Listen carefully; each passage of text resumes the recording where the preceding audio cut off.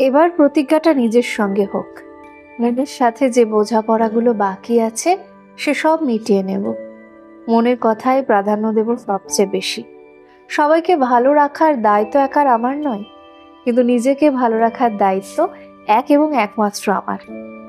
নিজের মন আর অস্তিত্বটুকু ছাড়া এমন কাছের আর কে আছে?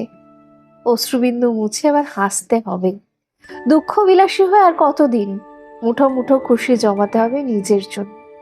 আগামী বছরেও কিছু মানুষ আঘাত দেওয়ার কোনো উপায় বাদ রাখবে না জানি, তবুও এত কঠিন করে তুলতে হবে নিজেকে, এত কঠিন যেন সে আঘাত বুমেরাং হয়ে মালিকের কাছে ফিরে যায়। কোনো রাগ, বিদ্বেষ, ঘৃণা, প্রতিহিংসা, অভিসম্পাত মনে পুষে রাখবো না। কারোর দিকে অবজ্ঞা, অপমান ছুড়ে দেব না।